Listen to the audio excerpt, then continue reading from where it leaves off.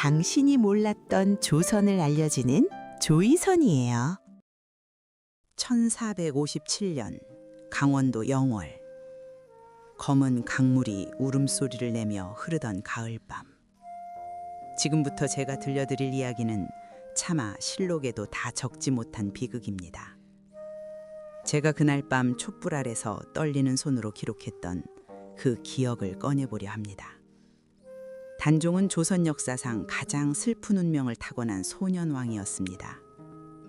그의 죽음은 단순히 권력 싸움의 결과가 아니라 피할 수 없는 운명의 굴레였습니다. 이야기는 문종대왕께서 승하하시던 1452년으로 거슬러 올라갑니다.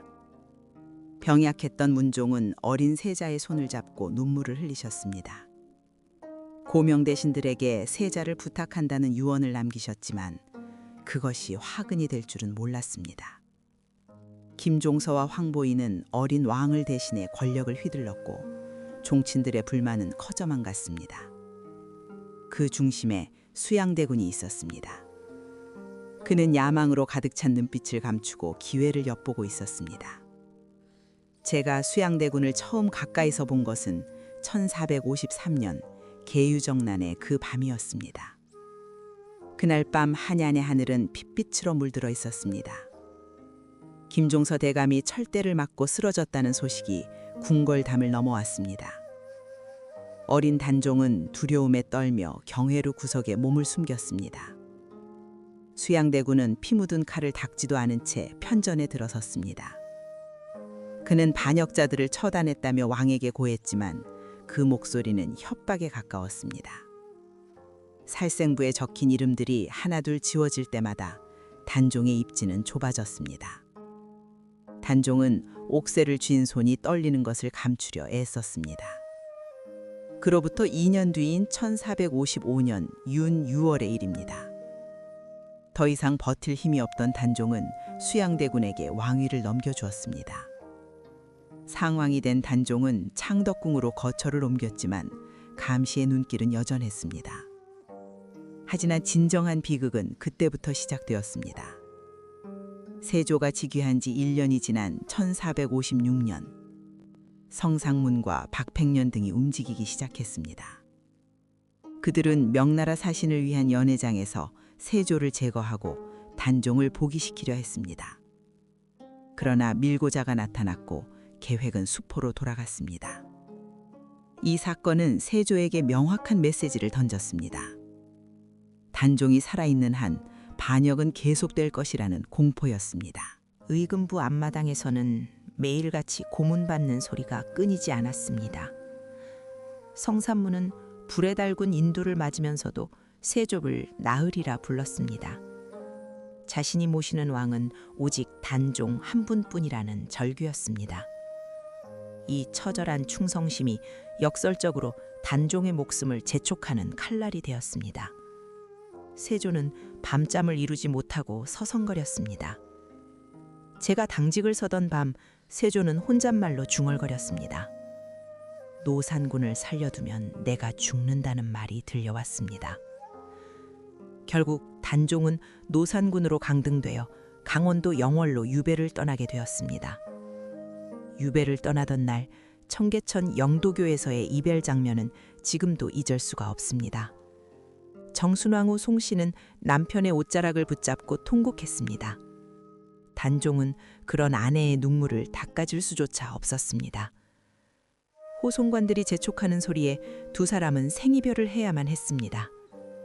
그때 불었던 바람소리가 마치 사람의 울음소리 같았습니다. 영월로 가는 길은 험난하기 그지없었습니다. 단종은 험한 산길을 걸으며 발이 부르트고 피가 맺혔습니다. 도착한 청룡포는 삼면이 강으로 막히고 뒤는 절벽인 처녀의 감옥이었습니다. 단종은 그곳에서 한양을 향해 돌탑을 쌓으며 시간을 보냈습니다. 하지만 운명은 그마저도 허락하지 않았습니다. 1457년 9월 경상도 순흥에 유배가 있던 금성대군이 다시 한번 역모를 꾸몄다는 보고가 올라왔습니다. 금성대군은 단종의 복위를 꾀하며 경문을 돌렸습니다. 이 사건은 조정에 엄청난 파장을 일으켰습니다. 신하들은 더 이상 단종을 살려줄 수 없다고 강력히 주장했습니다. 양위와 한남 등이 상소를 올려 단종과 금성대군의 처형을 요구했습니다. 세조는 며칠을 고민하다가 결국 결단을 내렸습니다. 계속되는 반란의 싹을 잘라내기 위해서는 상징적인 존재가 사라져야 했습니다. 왕조의 안정을 위해서는 조카의 피가 필요하다는 잔혹한 논리였습니다. 마침내 금부도사가 사약을 들고 영월로 출발했습니다. 말발굽 소리가 흙먼지를 일으키며 한양을 빠져나갔습니다. 영월에 도착했을 때 단종은 방 안에 단정히 앉아 글을 읽고 있었습니다. 이미 자신의 운명을 예감한 듯한 표정이었습니다. 실록에는 단종이 스스로 목매어 죽었다고 짧게 기록되어 있습니다. 하지만 그날 밤의 진실에 대해서는 여러가지 흉흉한 소문이 떠돌았습니다. 어떤 이는 공생이라는 하인이 활시 위로 목을 졸랐다고 말했습니다. 그 하인은 단종을 죽인 직후 눈과 코에서 피를 쏟으며 즉사했다고 전해집니다. 또 다른 목격자는 단종이 방문을 열고 나오는 순간 자객들이 들이닥쳤다고 했습니다. 어린 소년의 비명이 가을산을 울렸지만 아무도 듣지 못했습니다. 그날 밤 영월 동원 객사의 분위기는 스산하기 짝이 없었습니다. 하늘에는 구름이 끼어 달빛조차 보이지 않았습니다. 단종의 시신은 동강에 버려졌습니다. 부안이 두려워 아무도 시신을 수습하려 하지 않았습니다. 물 위를 떠돌던 시신 위로 까마귀들이 맴돌았습니다. 그때 엄흥도라는 호장이 용기를 냈습니다. 그는 한밤중에 몰래 시신을 건져내어 자신의 선산에 장사 지냈습니다. 그리고는 짐을 싸서 어디론가 종적을 감췄습니다. 그의 충심이 아니었다면 단종은 무덤조차 남기지 못할 뻔했습니다. 단종의 죽음 이후 궁궐에는 기이한 일들이 벌어지기 시작했습니다. 세조가 꿈자리가 사납다며 식은땀을 흘리고 깨어나는 일이 잦아졌습니다. 어느 날 밤에는 현덕왕후가 꿈에 나타나 세조에게 침을 뱉었다고 했습니다. 현덕왕후는 단종을 낳고 일찍 세상을 떠난 단종의 어머니였습니다. 그날 이후 세조는 원인 모를 피부병에 시달리기 시작했습니다. 온몸에 종기가 나고 고름이 흘러 의원들이 백방으로 약을 썼지만 소용이 없었습니다. 밤마다 가려움과 고통에 몸부림치는 세조의 신음소리가 침정을 채웠습니다. 사람들은 이것이 단종의 저주라고 수군거렸습니다. 세조는 죄책감을 덜기 위해 불교에 귀의하고 많은 절을 지었습니다. 오대산 상원사에 행차하여 문수보살을 만나 병이 나았다는 이야기도 퍼뜨렸습니다. 하지만 그가 죽을 때까지 마음의 짐을 벗지 못했다는 것은 누구나 아는 사실이었습니다. 여기서 우리는 다시 한번 질문을 던져야 합니다. 과연 단종의 죽음은 왕권 강화를 위해 불가피했던 것일까요? 당시 조선의 상황을 되짚어보면 세조의 공포가 이해되기도 합니다. 강력한 왕권 없이는 양반 관료들에게 휘둘릴 수밖에 없는 구조였습니다. 하지만 그 과정이 너무나 잔혹했고 명분이 부족했습니다. 수많은 인재들이 죽임을 당했고 도덕성이 땅에 떨어졌습니다. 특히 사육신의 죽음은 선비들에게 씻을 수 없는 충격을 주었습니다. 그들은 권력이 아닌 의리를 택했고 죽음으로 그것을 증명했습니다. 그들의 절개는 후대에 길이 남았지만 당시에는 역적으로 몰려 멸문지화를 당했습니다. 박팽년의 집안은 여종이 낳은 아들로 간신히 대를 이었다는 일화가 전해집니다. 성상문의 어린 딸은 노비가 되어 평생을 눈물로 살아야 했습니다. 이런 비극들이 모여 단종의 죽음이라는 거대한 사건을 감싸고 있습니다. 다시 시계를 1457년의 그날 밤으로 돌려보겠습니다. 단종이 숨을 거두던 그 순간 궁궐의 정무일지는 비어 있었습니다. 승정원 일기 담당 승진은 붓을 들고 망설였습니다. 노산군이 죽었다고 써야 할지 아니면 급사했다고 써야 할지 고민했습니다. 결국 모호한 표현으로 기록을 남기고 그는 깊은 한숨을 내쉬었습니다. 진실은 언제나 행간에 숨겨져 있기 마련입니다. 제가 며칠 뒤 영월에서 올라온 보고서를 몰래 훔쳐보았을 때였습니다. 보고서에는 이상한 구절이 있었습니다. 단종이 죽던 시각에 영월의 강물이 갑자기 붉게 변했다는 내용이었습니다. 단순히 저녁 노을 때문이었는지 아니면 원한 서린 피 때문이었는지 알 수 없었습니다. 마을 사람들은 밤마다 강가에서 아이의 울음소리가 들린다고 신고했습니다. 관청에서는 유언비어를 퍼뜨리는 자를 엄벌하겠다고 으름장을 놓았습니다. 하지만 소문은 꼬리에 꼬리를 물고 전국으로 퍼져나갔습니다. 어느 선비는 과거를 보러 가다가 영월 근처에서 꿈을 꾸었습니다. 단종이 나타나 자신은 억울하게 죽었으니 원한을 풀어달라고 했다는 것입니다. 그 선비는 과거를 포기하고 그 자리에 제단을 쌓고 제사를 지냈습니다. 이 이야기가 세조의 귀에 들어가지 않게 하기 위해 우리는 입단속을 해야 했습니다. 시간이 흘러 세조가 세상을 떠나고 예종이 즉위했습니다. 하지만 예종 역시 젊은 나이에 의문의 죽음을 맞이했습니다. 사람들은 단종의 저주가 아직 끝나지 않았다고 생각했습니다. 성종 때에 이르러서야 비로소 살인파가 등장하며 이 문제들이 거론되기 시작했습니다. 김종직은 조의제문을 지어 단종의 죽음을 항우에게 죽임당한 초나라 의제에 비유했습니다. 이 글은 훗날 무오사화의 원인이 되기도 했지만 선비들의 의식을 깨웠습니다. 우리는 왜 이토록 단종의 죽음에 집착하는 것일까요? 그것은 약자에 대한 연민이자 정의에 대한 갈망 때문일 것입니다. 단종은 아무런 잘못도 없이 태어났다는 이유만으로 죽어야 했습니다. 권력이라는 비정한 칼날 앞에서는 혈육의 정마저 무의미했습니다. 숙부였던 수양대군이 어린 조카에게 사약을 내리는 장면을 상상해 보십시오.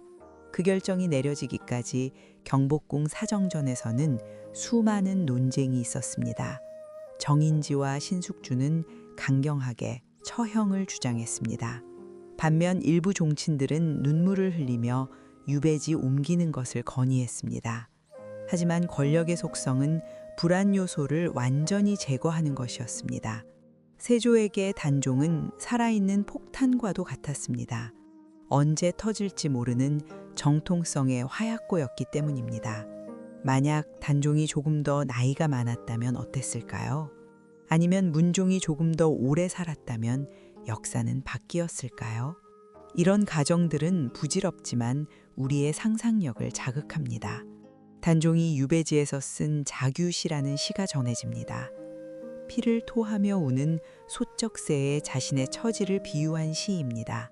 그 시를 읽으면 17 소년의 절망이 가슴 깊이 파고듭니다. 한나라의 임금에서 죄인의 신분으로 추락한 그 참담한 말입니다. 그는 밤마다 어머니 현덕왕후를 그리워하며 베개를 적셨을 것입니다. 왕비였던 정순왕후 역시 80이 넘도록 홀로 살며 단종을 그리워했습니다. 그녀는 동대문 밖에서 염색일을 하며 근근히 생계를 이었습니다. 세조가 집과 식량을 내렸지만 거절하고 청빈하게 살았습니다. 단종의 기일이 되면 자줏빛 댕기를 나무에 걸어두고 제사를 지냈습니다. 그 언덕을 사람들은 자지동천이라 불렀고 그곳 바위는 눈물로 젖어 있었습니다. 이 두 사람의 사랑 이야기조차 비극으로 끝나버린 것입니다. 다시 새로운 기록 하나를 발견했던 기억이 납니다. 의금부 지하 감옥을 정리하던 중 낡은 문서 한 장을 보았습니다. 단종을 호송했던 금부도사 왕방연의 시조가 적혀 있었습니다. 천만리 머나 먼 길에 고운님 여의 없고 내 마음 둘 데 없어 내가에 앉았다는 내용이었습니다. 명령을 수행해야 하는 신하의 입장에서 느꼈던 죄책감이 묻어났습니다. 그는 단종에 대해 사약을 진상하고 돌아오는 길에 죄책감에 시달렸을 것입니다. 저승길을 배웅한 것이 자신이 모시던 임금이었다는 사실이 얼마나 고통스러웠을까요? 그는 관직을 내려놓고 평생 술로 세월을 보냈다고 합니다. 이처럼 단종의 죽음은 가해자와 피해자 모두에게 깊은 상처를 남겼습니다. 세월이 흘러 숙종 때에 이르러서야 단종은 복이 되었습니다. 장능이라는 능호도 받게 되었고 신주도 종묘에 모셔졌습니다.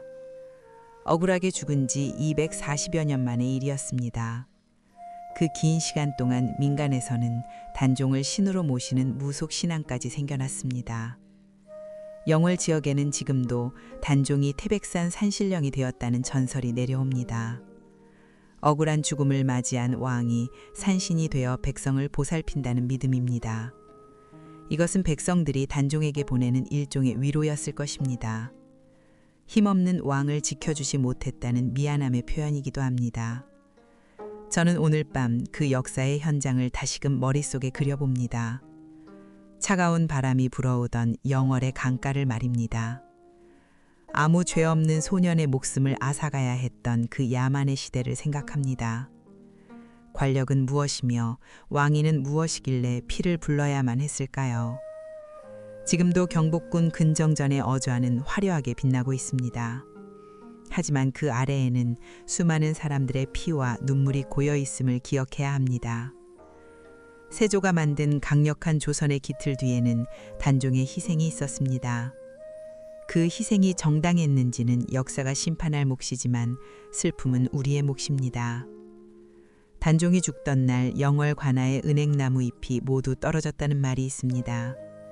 자연조차 슬퍼했던 그날의 비극을 우리는 결코 잊지 말아야 합니다. 그런데 여기서 이상한 점이 하나 더 있습니다.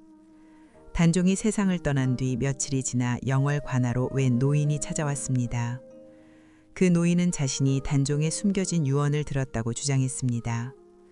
관원들은 그를 미치광이 취급하며 내쫓으려 했습니다. 하지만 노인은 품 안에서 비단 주머니 하나를 꺼내 보였습니다. 그 주머니에는 단종이 평소 지니고 다니던 옷가락지가 들어 있었습니다. 관원들은 소스라치게 놀라며 그 노인을 조용한 방으로 안내했습니다. 노인은 떨리는 목소리로 말했습니다. 단종께서는 죽기 직전 수양숙부를 원망하지 않는다고 하셨다는 것입니다. 이 모든 것이 하늘의 뜻이니 다음 생에서는 평범한 농부의 아들로 태어나고 싶다고 하셨답니다. 이 말을 들은 관원들은 모두 고개를 숙이고 흐느꼈습니다. 마지막 순간까지도 원망보다는 체념과 용서를 택했던 소년왕의 마음. 그것이 더욱더 가슴을 아프게 만들었습니다. 그러나 이 기록은 어디에서도 찾아볼 수 없습니다. 그 자리에 있던 누군가가 의도적으로 없애버렸기 때문입니다. 혹시 세조의 귀에 들어갈까 두려웠던 것일까요? 아니면 자신들의 비겁함이 부끄러워 감추고 싶었던 것일까요? 저는 그날 그 노인을 뒤쫓아 가보았습니다. 노인은 안개 속으로 사라졌고 아무리 찾아도 흔적을 찾을 수 없었습니다. 마치 호련히 나타났다 사라진 환영 같았습니다. 이 이야기를 쓰면서 다시 한번 생각에 잠깁니다. 우리가 알고 있는 역사는 승자들의 기록일 뿐입니다. 패배한 자들의 목소리는 이렇게 바람처럼 떠돌다 사라지곤 합니다. 그렇기에 제가 이렇게 기억을 더듬어 여러분께 전해드리는 것입니다. 실록의 행간에 숨겨진 진실을 찾는 것은 후대 사람들의 의무이기 때문입니다. 밤이 깊어가고 있습니다. 창밖에는 다시금 비가 내리기 시작합니다. 빗소리가 마치 그날 밤 단종이 흘렸을 눈물 소리처럼 들립니다. 영월의 청령포 숲속에서 들려오던 부엉이 울음소리가 귓가에 맴돕니다. 아마 오늘 밤은 쉽게 잠들지 못할 것 같습니다. 이 오래된 붓을 놓기 전에 마지막으로 덧붙이고 싶은 장면이 있습니다. 수양대군, 즉 세조가 세상을 떠나던 순간의 이야기입니다. 세조는 임종 직전 자신의 무덤을 석실로 만들지 말라고 유언했습니다. 백성들의 노고를 덜어주기 위함이라고 했지만 다른 뜻이 있었을지도 모릅니다.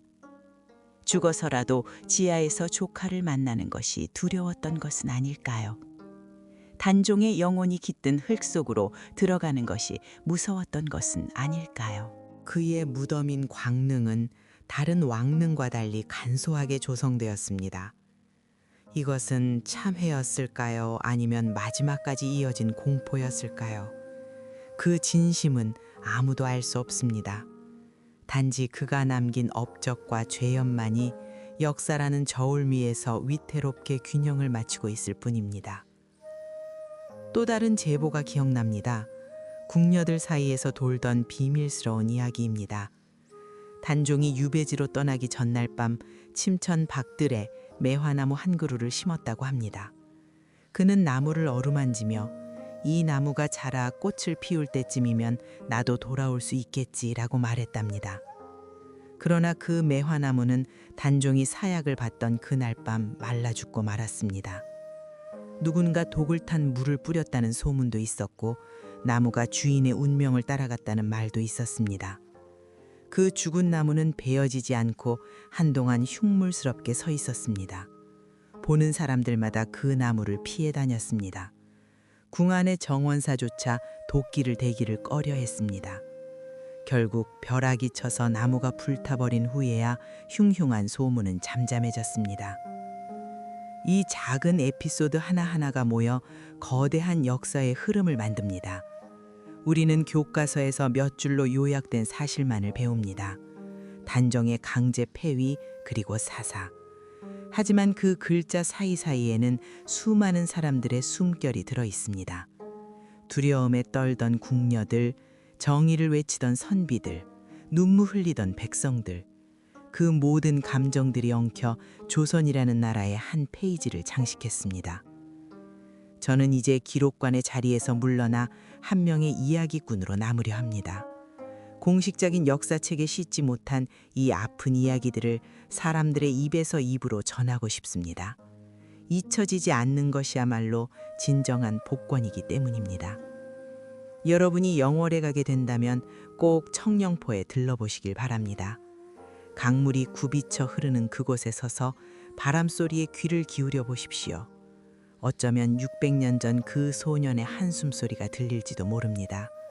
나를 잊지 말아달라고 속삭이는 그 목소리가 말입니다. 그 목소리를 외면하지 말고 마음속으로 남아 위로를 건네주십시오. 그것이 우리가 역사를 배우고 기억하는 이유일 것입니다. 이제 촛불이 거의 다 타들어갑니다. 먹물도 말라가고 저의 기억도 흐릿해지려 합니다. 하지만 단종의 그 슬픈 눈망울만은 영원히 제 가슴 속에 박혀 있을 것입니다. 역사의 소용돌이 속에서 희생된 모든 영혼들에게 이 글을 바칩니다. 그들이 부디 저승에서는 권력 없는 평화로운 세상에서 안식하기를 기도합니다. 이야기를 맺으려다 문득 떠오른 것이 있어 다시 붓을 듭니다. 수년 뒤 한 사찰에서 발견된 낡은 불경 책갈피 사이에서 편지 한 통이 나왔습니다. 발신인은 익명이었으냐 수신인은 분명했습니다. 바로 영월 땅에 잠든 노산군 영전이라고 적혀 있었습니다. 내용은 놀랍게도 당시 거사를 도모했던 반란군의 일원이 쓴 참회록이었습니다. 우리의 성급함이 오히려 전하를 죽음으로 몰아넣었습니다. 용서하십시오. 그들은 자신들의 충정이 되려 독이 되었다는 사실을 뒤늦게 깨달은 것입니다. 그들은 복이라는 명분 아래 움직였지만 결과적으로는 사약이라는 결말을 앞당겼습니다. 세상은 때론 선한 의도가 최악의 결과를 낳기도 합니다. 이 편지를 읽으며 저는 인간사의 아이러니에 전율했습니다. 단종을 살리고자 했던 사람들이 결국 단종을 죽이는 명분이 되어 주었으니까요. 세조는 그들의 반란을 핑계로 오랫동안 미뤄왔던 처형 명령서에 도장을 찍었습니다. 이 얼마나 기막힌 운명의 장난입니까? 만약 그들이 숨죽이고 때를 기다렸다면 상황은 달라졌을까요? 세조가 늙고 병들었을 때 자연스럽게 복권 논의가 나왔을지도 모릅니다. 하지만 역사에 만약이란 없습니다. 일어난 일은 일어난 일일 뿐입니다. 우리는 그 결과만을 놓고 해석하고 평가할 뿐입니다. 하지만 그 과정 속에 숨겨진 안타까움은 겉으로 드러나지 않습니다. 지금도 강원도 영월의 관풍원 마루 밑에는 억울함을 호소하는 귀신이 산다는 전설이 있습니다. 밤마다 마루가 삐걱거리는 소리가 들리는데 그것이 단종이 거처를 옮기며 내던 발자국 소리라고 합니다. 과학적으로는 낡은 목재의 뒤틀림이겠지만 사람들의 믿음은 다릅니다. 그곳에는 아직도 떠나지 못한 원혼이 머물고 있다고 믿고 싶어 합니다. 그만큼 단종의 죽음이 백성들에게는 큰 트라우마였던 것입니다. 조선의 임금이 굶져 죽고 얼어 죽고 목 졸려 죽을 수도 있다는 사실. 그것은 하늘이 무너지는 충격이었습니다. 왕은 신성한 존재라는 믿음이 깨져버린 사건이었습니다. 세조는 그 점을 간과했습니다. 공포로 신하를 다스릴 수는 있어도 백성의 마음까지 얻을 수는 없다는 것을요. 단종의 시신을 수습했던 어몽도 역시 후일 자손들에게 이런 말을 남겼다고 합니다. 의로운 일은 목숨을 걸고 하는 것이니 칭찬을 바라지 마라. 그는 나라가 버린 왕을 묻어주고 평생을 도망자로 살았습니다. 하지만 그의 행동은 조선 역사의 마지막 양심으로 기록되었습니다. 만약 어몽도 같은 사람이 없었다면 우리는 단종의 무덤조차 찾지 못했을 것입니다. 그랬다면 이 슬픈 이야기는 완성되지 못한 채 영영 묻혔을지도 모릅니다. 어둠이 완전히 내려앉은 새벽녘입니다. 저 멀리서 첫 닭이 울기 시작합니다. 이제 이 긴 이야기를 정말로 마쳐야 할 시간인 것 같습니다. 마지막으로 기록해두고 싶은 것은 당시 궁궐 우물에 관한 기이한 현상입니다. 단종이 사약을 받던 날 경회로 옆의 우물물이 갑자기 핏빛으로 변했다가 말라버렸다고 합니다. 그 우물은 궁녀들이 즐겨 찾던 곳이었는데 그날 이후로는 아무도 가지 않는 폐정으로 변했습니다. 이따금 그곳에서 여인의 한숨 소리가 들린다는 소문만이 무성하게 자라났습니다. 훗날 궁을 보수하며 그 우물을 메워버렸지만 그 자리는 여전히 음습한 기운이 감돌았습니다. 단종을 사랑했던 어느 궁녀가 슬픔을 이기지 못하고 몸을 던졌다는 후일담도 들려옵니다. 역사의 거대한 수레바퀴 아래 짓밟힌 것은 비단 왕과 신하뿐만이 아니었습니다. 이름 없는 궁녀들과 내관들 그리고 노비들의 삶도 함께 부서져 내렸습니다. 그들의 고통은 어디에도 기록되지 않았지만 분명 그곳에 존재했습니다. 오늘 제가 여러분께 전한 이 이야기가 그들의 넋을 조금이나마 달래주기를 바랍니다. 과거를 기억하는 것이 미래를 여는 열쇠라고 합니다. 단종의 죽음이 헛되지 않으려면 우리는 이 비극을 통해 배워야 합니다. 힘의 논리가 지배하는 세상에서도 잊지 말아야 할 가치가 무엇인지 말입니다. 그것은 인간에 대한 예의이자 생명에 대한 존중일 것입니다. 자, 이제 붓을 놓겠습니다.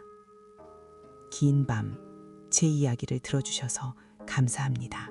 이런 숨겨진 이야기들이 궁금하시다면 댓글로 듣고 싶은 이야기를 남겨주세요. 구독과 좋아요는 큰 힘이 된답니다.